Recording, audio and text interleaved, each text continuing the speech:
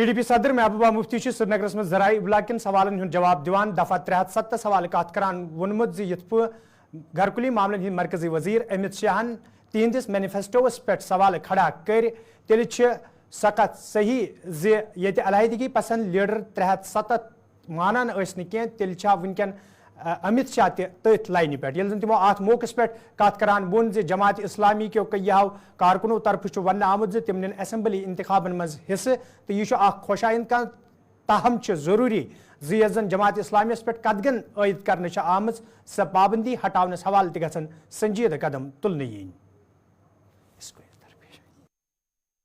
और 370 जम्मू कश्मीर और मुल्क के बीच में एक पुल, अब उन्होंने वो पुल तोड़ दिया।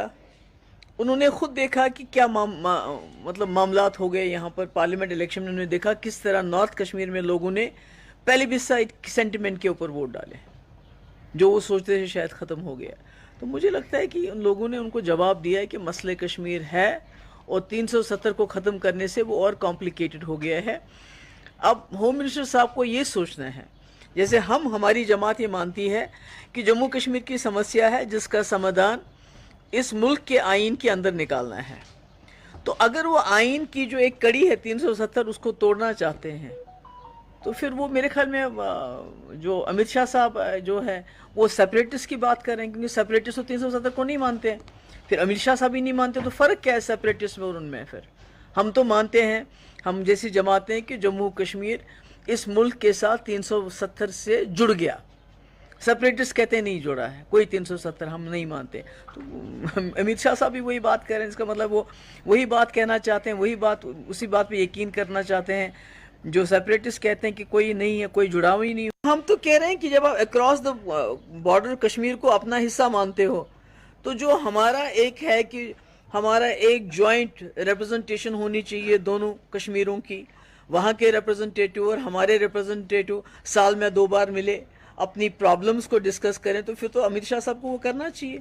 अगर वो कहते हैं वो कश्मीर भी हमारा है तो उनको क्या एतराज़ है जो PDP का जो हमारा एजेंडा है कि दोनों कश्मीरों के बीच में एक जॉइंट रिप्रेजेंटेटिव कमेटी होनी चाहिए, तो उनको फिर वो मान लेना चाहिए।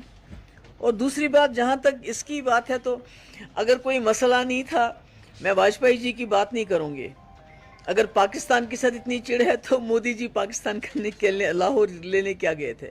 बहुत अच्छी बात है, पर मैं कहती हूँ गवर्नमेंट ऑफ इंडिया को जमात इस्लामी के ऊपर बैन हटाना चाहिए, क्योंकि अगर इस मुल्क में कम्युनल जमातें जैसे जो पूरे मुल्क में जहर फैला रही हैं इस वक्त, मैं उनका नाम नहीं लेना चाहती हूँ, जो जुलूस निकालते हैं, जो मस्जिदों पे पत्थर मारते हैं, जो मुसलमानों को लिंच करते हैं, आप उन पे तो बैन नहीं लगाते हैं। जमात इस्लामी जो एक ऐसी ऑर्गेनाइजेशन जिसका तालीम में बहुत बड़ा रोल रहा है, जिन्होंने सैलाब में बहुत बड़ा काम किया, जिन्होंने कोविड में लोगों की बड़ी मदद की, उनके ऊपर बैन लगा दिए। क्यों लगाया बैन?